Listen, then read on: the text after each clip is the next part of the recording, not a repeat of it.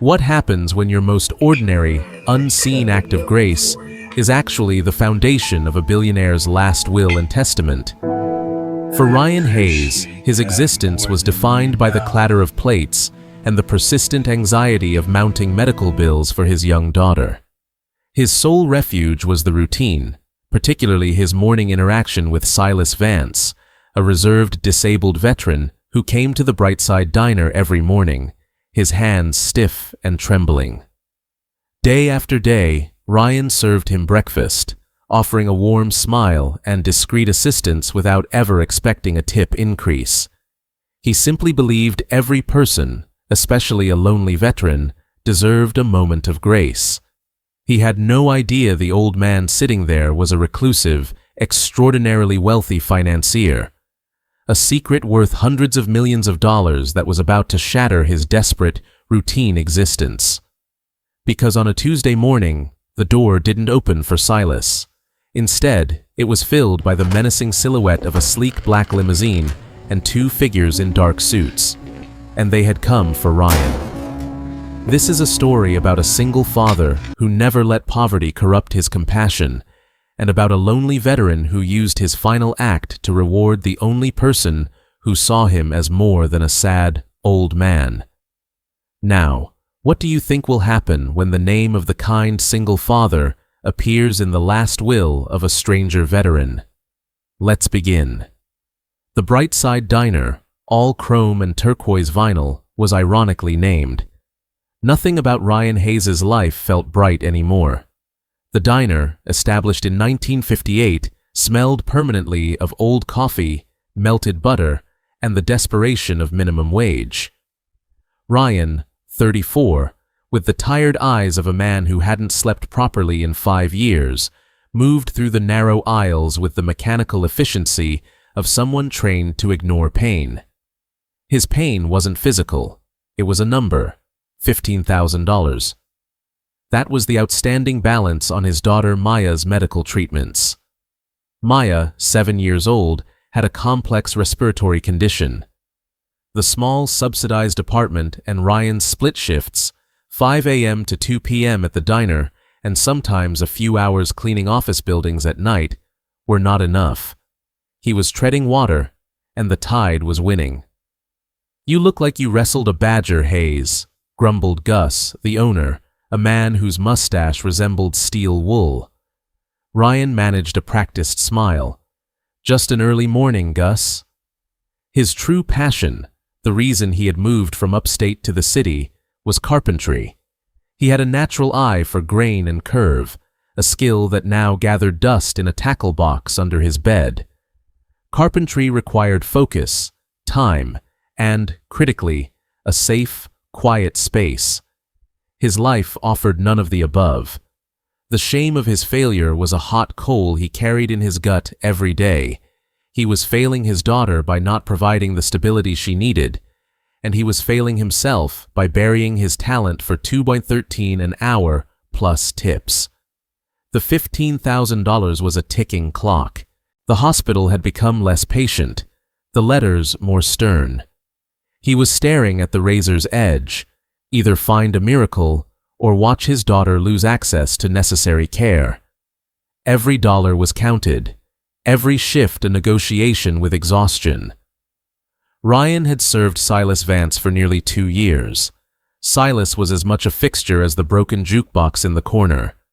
He arrived precisely at 7:05 a.m., rain or shine, dressed in a muted khaki jacket and slacks, his white hair slicked back. He never spoke to anyone, save a curt order: "Black coffee, the full breakfast special, and leave me alone." He was a man who carried his past like a heavy coat, and Ryan knew better than to pry. The one thing that set Silas apart, the thing Ryan noticed, was the tremor in his hands. They were gnarled, scarred, and perpetually stiff from old injuries, likely a remnant of his military service Ryan had inferred from a faded ribbon pin he sometimes wore. It was painful for Silas to hold the fork or saw through the crispy bacon. "Waste of time, that old stiff," muttered Wanda, the cynical veteran waitress who had seen too much. Never tips more than a quarter, no matter what. Make him sit at the counter. But Ryan ignored her. He saw the proud set of Silas's jaw, the dignity he fought to maintain despite his physical frailty. The ritual began accidentally a year prior. One morning, noticing Silas struggling and nearly dropping his plate, Ryan instinctively stepped closer. Without a word, he took the knife, and with the practiced hand of someone cutting food for a small child, he neatly sliced the pancakes, sausage, and bacon into bite-sized pieces. He didn't wait for permission or thanks. He just placed the plate back down. Silas had looked up, his pale blue eyes, usually clouded and distant, meeting Ryan's. There was no surprise, no anger, only a deep, momentary clarity. He had given a single, almost imperceptible nod. From that day on, Ryan did it automatically. Black coffee, the special, and perfectly cut food. Silas never asked for it, and Ryan never mentioned it. It was a silent transaction of respect, a quiet acknowledgement that the world could be a cruel place. But here, in this booth, one man would ensure the other retained his dignity. It was the only part of Ryan's day that felt purely human, untainted by the desperation of his debt. The ritual deepened from service to companionship. Silas, usually silent, began to speak, his voice a gravelly monotone. Not about himself, but about the world, and then, slowly, about Ryan. "Why here, son?"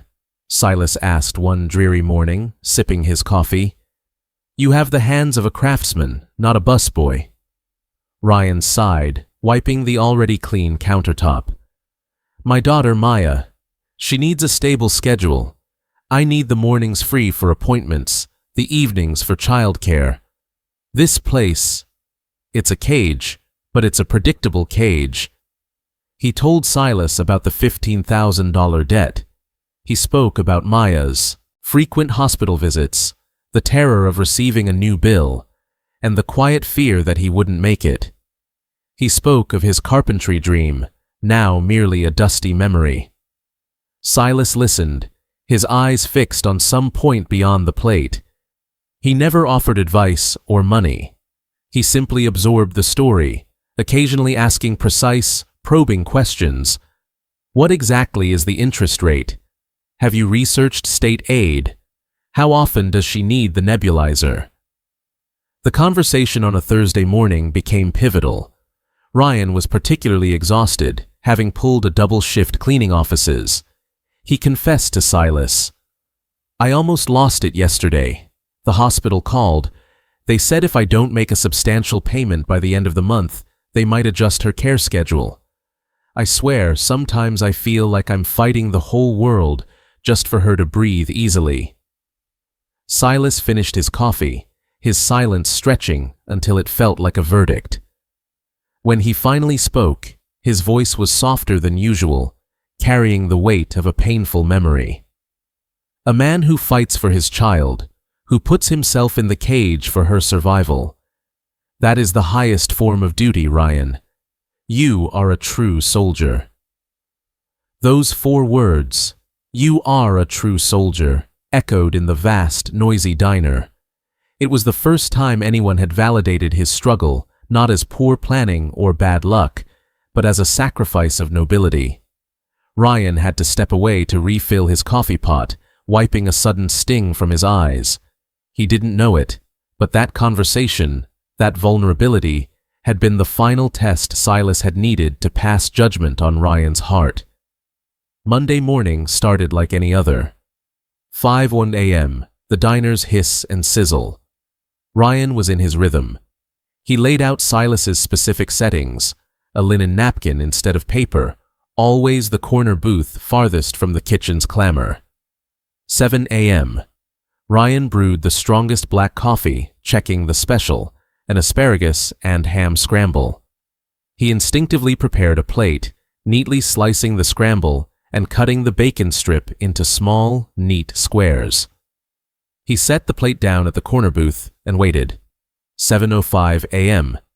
The door didn't open. 7:10 a.m. Ryan checked his watch. Silas was never late. Never. The veteran's routine was legendary, a part of the diner's clockwork. 7:30 a.m. Ryan's gut began to coil with a cold, sticky thread of worry. He poured his own coffee, pacing behind the counter. Silas wasn't just a regular, he was a fixture, a silent anchor. He knew Silas lived alone. He knew about the bad hands. Had he fallen? Was he ill? "Relax, Hayes," Gus called from the kitchen. "The old geezer probably finally hit the lottery and ran off to Florida. Enjoy the open booth." But Ryan couldn't relax. He found himself dialing the local precinct's non-emergency number, then hanging up before it connected. What would he say? "My grumpy, non-tipping regular is late for his bacon." 8 a.m. Ryan removed the untouched plate.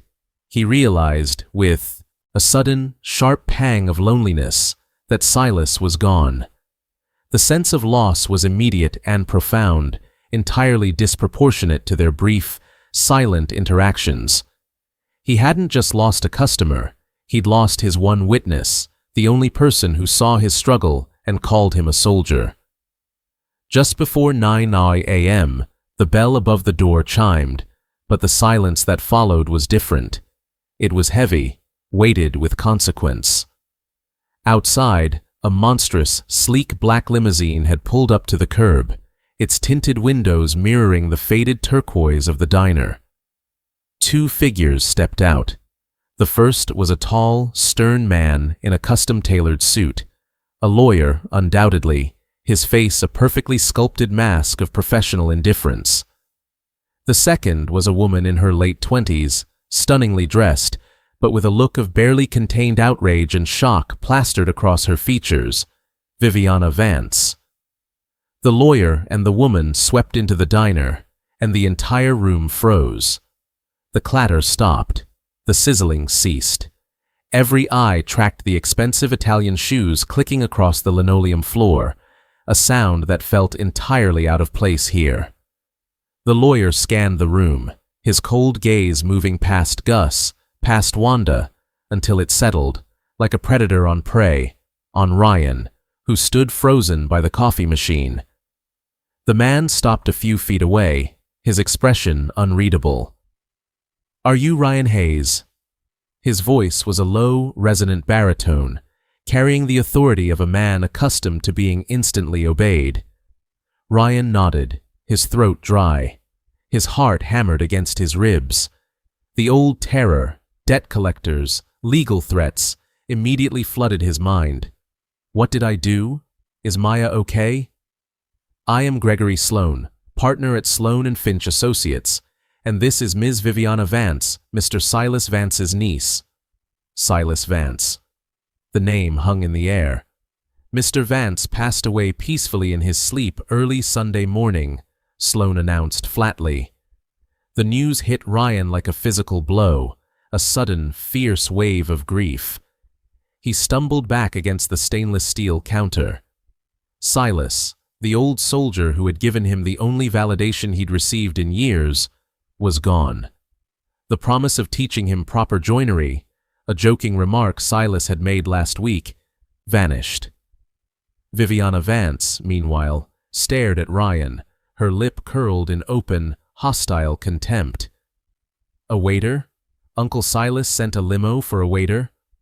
Sloan ignored her, looking at Ryan with an unnerving intensity. "Mr. Hayes, in Mr. Vance's final instructions, there is a provision requiring your immediate presence. A car is waiting to take us to the reading of the will. Please, make arrangements now." "A will?" Ryan could only shake his head. "I think there's been a mistake, sir.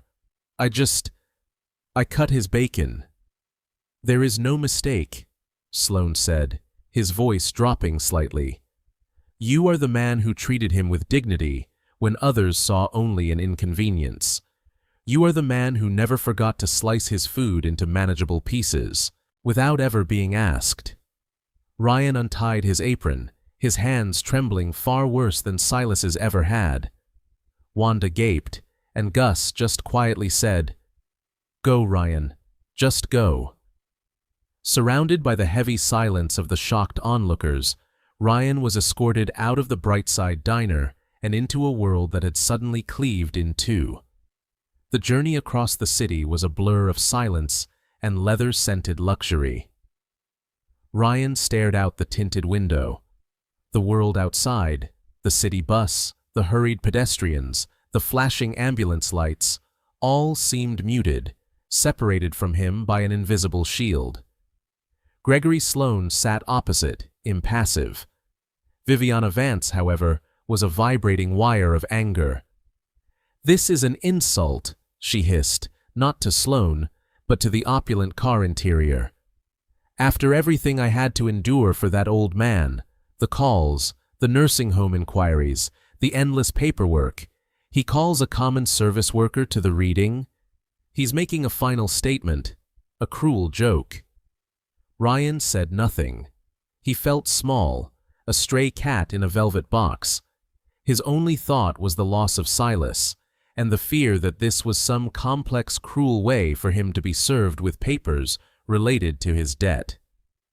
Sloane and Finch Associates occupied the entire penthouse of a sleek obsidian skyscraper in the financial district, a world defined by silence, polished marble, and a view that mocked the struggling city below. Ryan was led into a conference room dominated by a massive, glossy mahogany table. At the opposite end sat two people, a man, mid-50s, whose face radiated petulance and entitlement, and an older woman whose perfectly coiffed hair and diamonds screamed old money. They were clearly Silas's extended family. "Mr. and Mrs. Blackwood," Sloane introduced them. "This is Mr. Ryan Hayes." Blackwood, the man, didn't bother to hide his disgust. His eyes traveled from Ryan's worn jeans to his diner-issued sneakers. "This is who we waited for? Unbelievable." Ryan sat down at the opposite end of the table, the mahogany abyss separating him from the family. The four of them, the Blackwoods, Viviana, and her lawyer, oozed impatience and contempt. Sloane cleared his throat, opening a leather-bound file thick enough to be a small textbook. He began reading, his voice dry, professional, rattling through legal jargon about trusts, offshore holdings, and obscure charitable endowments. The total valuation mentioned was colossal, a number so abstract it ceased to sound like money. The Vance estate was a true mountain of wealth.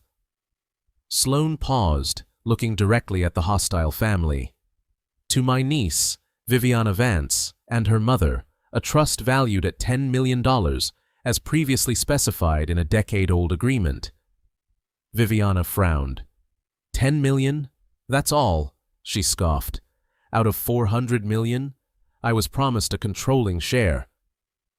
"Your grandfather had full legal right to manage his assets, Ms. Vance," Sloane replied coldly. "He owed no one anything beyond that established trust." The reading continued through bequests to various foundations and Silas's surviving military unit. Ryan listened, feeling faint. He was just a witness to a feeding frenzy. Then, Sloane turned the final page. He removed his reading glasses, his pale eyes finally showing a flicker of emotion as he looked straight at Ryan. The room went utterly silent. "We now come to the final clause of the will. This section, Mr. Vance titled, 'The Inheritance of Kindness.'" Sloane read, his voice clear and deliberate. "To Mr. Ryan Hayes, the young man at the Brightside Diner, who treated an old soldier with profound, unearned human dignity, and who never forgot to cut his food because he noticed the pain in the old man's hands." Ryan's breath hitched in his throat. Sloane continued, "To Mr. Hayes, I bequeath a gift of $2 million, to be transferred immediately upon the conclusion of this reading, to be used for the immediate medical and financial security of his daughter and himself, that he may no longer have to choose between survival and his soul." A thunderous sound erupted as Viviana Vance shot to her feet, knocking her chair backward. $2 million? To a busboy!" she shrieked, her face turning crimson. He was senile. He was medically incompetent. We will sue for the entire estate. This is a mockery." "Sit down, Ms. Vance," Sloane commanded, his voice like chipped granite. "The will was executed under the strictest medical and legal supervision. I assure you, Mr. Vance was of sound mind." Viviana sank back down, trembling with a cold, devastating rage. Sloane adjusted his collar and read the final defining lines. "And finally, because I realized the most consistent and valuable human connection I had left in this life took place there, and because Mr. Hayes deserves a place to build the life he sacrificed, I bequeath to Mr. Ryan Hayes the entirety of the business and real property known as the Brightside Diner at 141 River Road, which I purchased 6 months ago through a holding company." The silence that followed was heavy enough to crack the marble table. The Blackwood family stared, dumbfounded. The diner. Ryan owned the diner. Viviana's associate, the stern man in the dark suit, let out a short, vicious laugh. "The diner. He left him a grease trap? After $2 million, he traps the waiter in a greasy spoon." The old fool had a sick sense of humor. Sloane waited until the laugh died, then gave the Blackwood's associate a slow, pitying look. "There is one final item, Mr. Hayes. The diner comes with an attached, non-liquidating trust Mr. Vance established. He referred to it as the operating fund. That portfolio is currently valued at approximately $100 million. The bottom fell out of the room. $100 million. The figure was not just money. It was a cosmic joke played on the deserving and the undeserving alike. The Blackwood family and Viviana. Vance stared at Ryan with a mixture of hatred and blinding terror. The grease trap was a fortress. The diner was a legacy. Ryan Hayes, the single father who cut bacon for a quarter tip, had just been handed a kingdom. The realization that Silas Vance was a reclusive titan who had been observing him for 2 years, not just as a waiter, but as a candidate for profound, life-altering wealth, made the room spin. He was no longer a victim of his debt. He was a target of the Vance's vengeance. Leaving the skyscraper was like stepping from a fever dream into reality. The bodyguards quickly shielded Ryan from Viviana Vance's screaming, venomous threats in the lobby. "You won't see a cent, you cockroach. My lawyers will tear this apart. You have no idea who you stole from." Gregory Sloane shoved a folder into Ryan's hands. "A financial manager will call you tomorrow, Mr. Hayes. Do not speak to the Vances. Inside this folder, there is an envelope from Silas. Read it when you are safe." The limo dropped Ryan near his cramped apartment. He stepped onto the dusty street, carrying the weight of the immense fortune.